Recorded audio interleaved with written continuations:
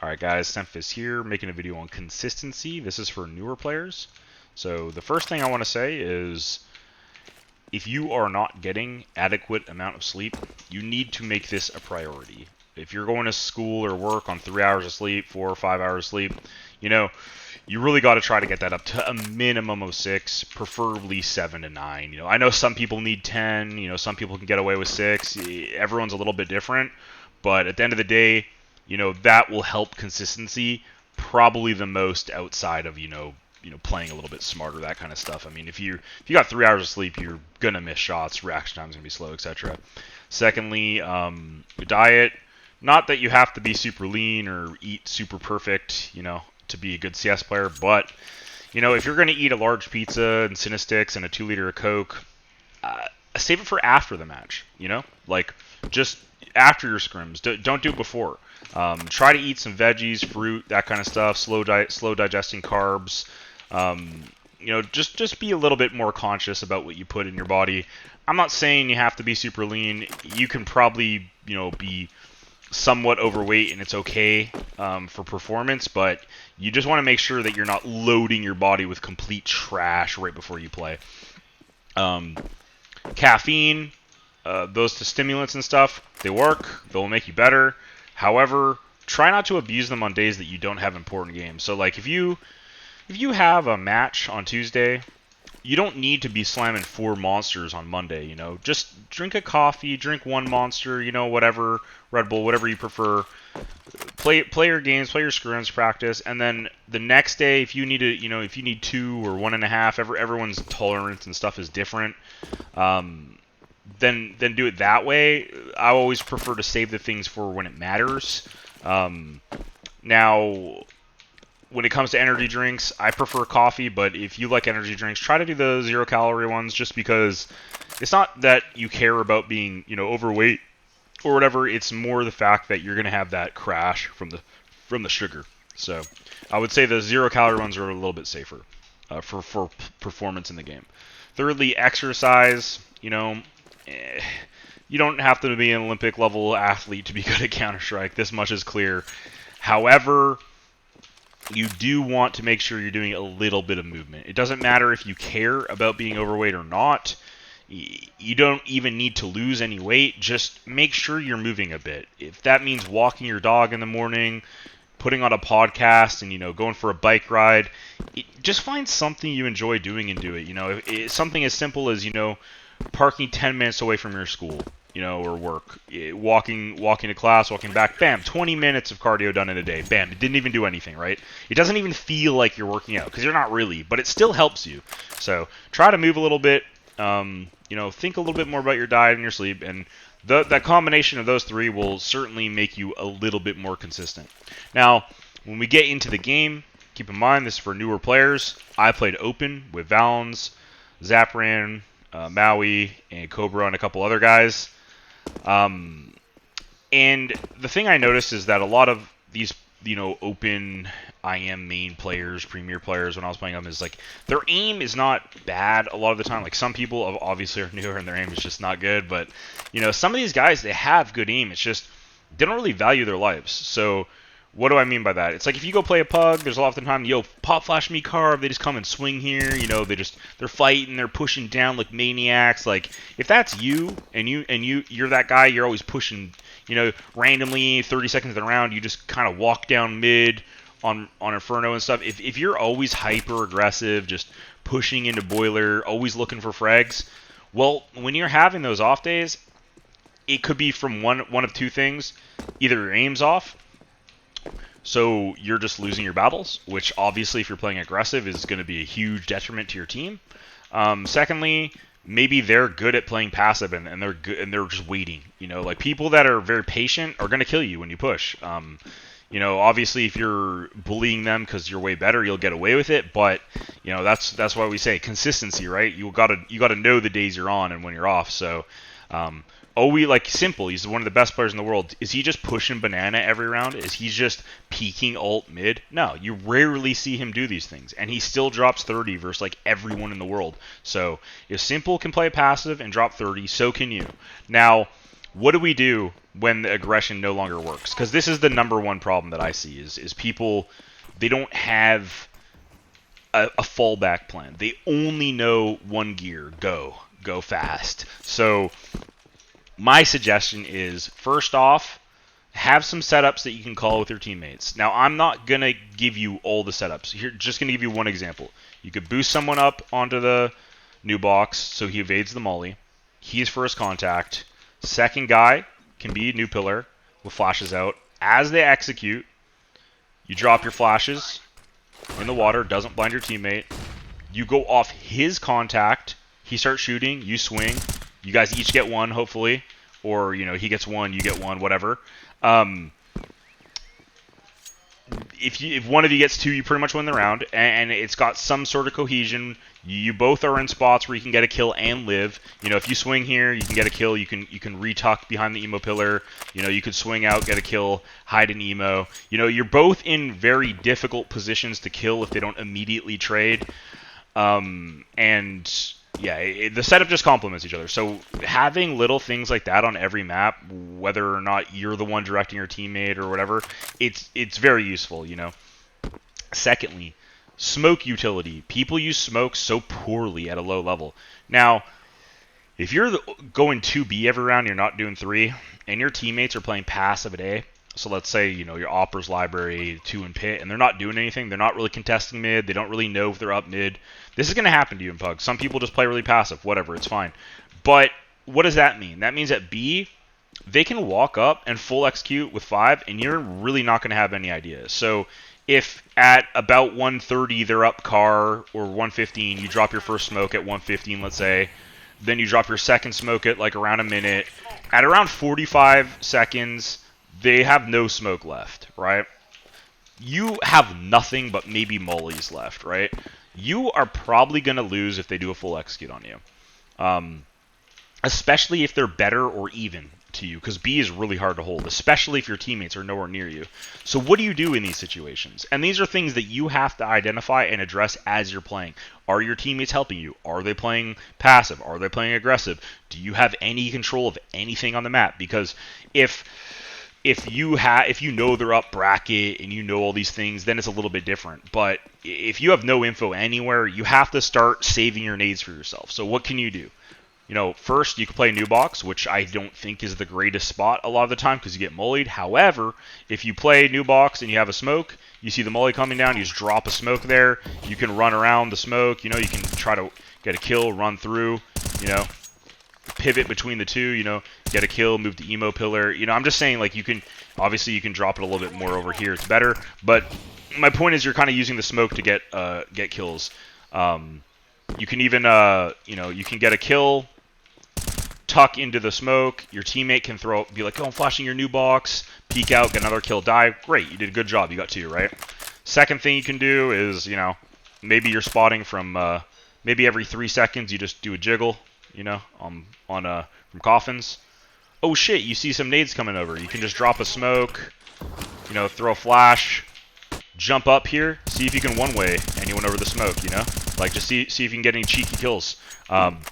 These type of things will help you a lot more than just being like, alright, we threw both our smokes, and now we sit first orange and we just battle, Like, yeah, it can work if you hit your shots, but again, you're going for consistency, so part of being consistent is not just being one-dimensional. Like, you have fallback plans. Like, if you have insane aim and you're using smokes to your advantage, that means that you're going to get a kill very quickly and still have 100 health left, probably. So a lot of the times, no matter how good you are with a rifle, sometimes, you peek out and you'll kill this guy, but he'll do like 80 to you with 20 health. Now, it's a lot harder for you at the second. So it doesn't matter if you're better than everyone. You're still going to take damage. So another option, say it's a 4v4 or 4v5. Maybe your teammate goes for an op pick at banana. He gets killed. You're alone. There's still 3A. Obviously, playing 2-2 is what most people do. But let's say they don't rotate. What do? You're just by yourself. Some people will come and they'll just spot the corner and they'll just like fight and die. This is bad and dumb. You can play spawn.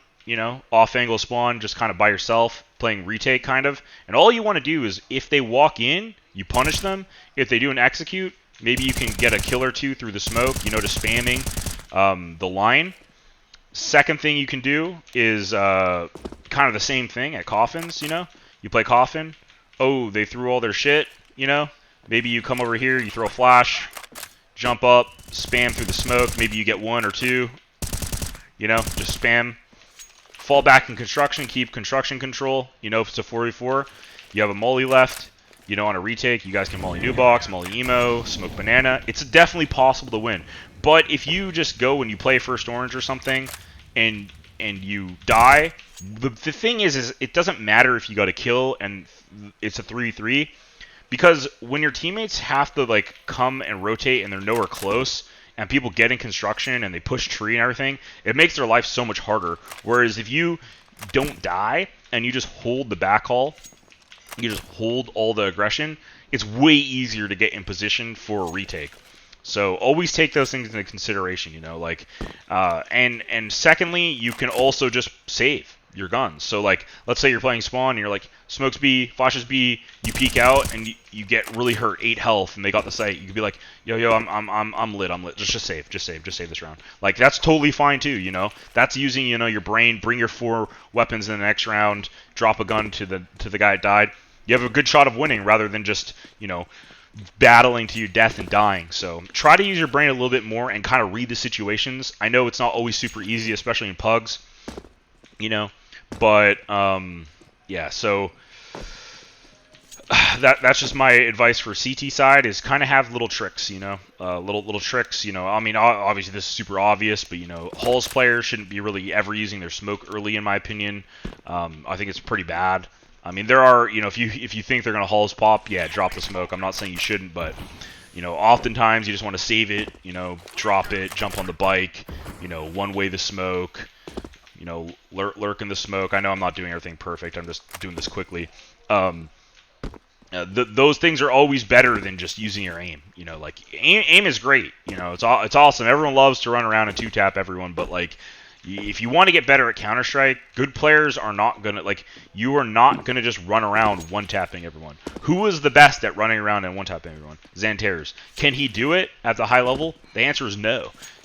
Sure, he can bully tier 2, tier 3 with his aim, but once you get tier 1, man, it gets a lot harder, and that's what your goal is, you want to set your sights high, And people like Simple, they don't need to do that. They don't run around just two-wolding everyone they see, It's not...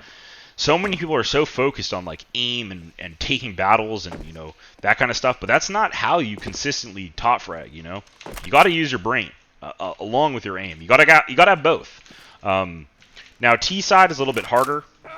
What do you do on T side? Well, the issue with T side is if you're playing with a team and you're doing bad, you still have to do the strats, if you're first in and your aim's off, it doesn't really matter if you are doing bad or not. You have to continue doing the routes. It sucks to suck. It's kind of like being an opper and your op is just off. You can't just not op on certain maps, like Dust 2, for example. Sure, on Inferno you could just bust out a rifle. It's totally fine. But I'm just saying, if you're an opper, you're an opper. If if you're first in on a strat, you're first in on a strat. You can't just change that. So. Now, if you're pugging or you're a Halls lurker on a default and you go in Halls and you just got magged or CZ'd or something and you're like, man, they're just in Halls every round. Well, guess what? You don't have to take Halls. It's fine. Tell your teammates, yo, come with, send another guy Halls with me and one jump boiler. Let's molly. Maybe you throw the molly off the door that lands here. You can go and bring the battle to them with reinforcements. That's fine. But I would say the better option is probably just to avoid them entirely. Play passive. Let them rot in there. Tell your teammate they're probably in Halls. If you guys want to avoid them, you can take mid control. Maybe do a wrap strat because they're playing in Halls. They're gonna have a weak. Wrap if they're playing 2 in there. Try to avoid them. It's fine. You can use your brain to determine that they're just playing aggro all the time and punish them that way. Or flank really late on the Halls. After your teammates have taken mid control. You have to really read the situation and try to assess it on the fly, and that's kind of a hard thing to do. It's a skill. It is a skill to be able to read the game and adjust as it's going. Everyone watches demos and they're like, oh, I would have done X, Y, or Z. It's like, yeah, of course you would with X-ray on, but how many of us actually do that when it's live? How many of us make the perfect adjustment when it's live? Not many. So yeah, try to always be thinking like, what could you have done? What would have been better? Could you have avoided your death? Now, say you're just playing a pug and you're just sucking, man. You're 8-20. Your teammates both have 20 kills. They're carrying. Well, guess what? If your teammates are owning and you're sucking, offer to go first. Like you don't have to be like, oh my god, I'm doing so bad. Let me bait my okay. If you're actually doing bad, then you're probably not going to win the post plants. You're probably not going to get the trades as well. So why don't you just tell your teammates like, hey, smoke coffin, smoke spawn. Can someone molly new and then flash me in? Just bait me. Just bait me in, guys. Everyone will love to do that. People will love to bait you. If you ever offer to be bait, people will be so happy. You can also do things like buying max on certain maps instead of rifles if you're honestly just playing terribly, like it is an option. Now what do I mean when you enter? So like you can have your teammates, they smoke spawn, perfect coffin smoke, they molly new box, you run in, they flash, you come over here, you're like first clear, second clear, oh, emo, I'm dead. And then your teammates just come flying in. They trade the kill. They get the bomb down. They win the 3-3. You did a good job. Just because you died doesn't mean you suck. Like you still got them in the site. You gave them the calm. They got the trade off you. Like it's beneficial for both parties in these situations. So you can always change your playstyle a little bit depending on what you're playing. Like I said, if it's with a team and you have set roles and set strats and set routes, like you have to continue doing them, and just there's not much you can do. I get it sucks, right? But these are just a couple little tricks and tips that I would say, and what I'm saying here are to give you ideas to make you think. I'm not saying to do everything I said in the video. I'm not saying that the smokes that I threw are perfect. In fact, I didn't even throw the exact perfect one. So it's your job. You go watch demos of people in your spots. Like you watch Nico play B, for example. You watch Kerrigan play somewhere. You just try to get cool nades, cool retake nades. People throw the full retake nade set from over here. They'll molly, they'll smoke off. People will smoke this, throw the molly that lands right here, throw the flash and peek it. Like having little things like this is really good. You don't even have to. Your teammate doesn't even have to know what you're doing. You could be like, yo, I'm going to smoke banana wool and molly car, and I'll flash you. I'll flash you out. Get close wall. Like you can do that on the fly, and these things don't require you to kill anyone with your aim. So these are the things you need to do to be more consistent. It's not about just always hitting your shots. Now, if you want to just DM excessively and grind your way up that way, feel free. Like having better aim is always good, but at the end of the day, it's not usually your aim that is the reason that you're a good player. So, yeah. Hope you guys enjoyed the video. I'll try to make more of these in the future.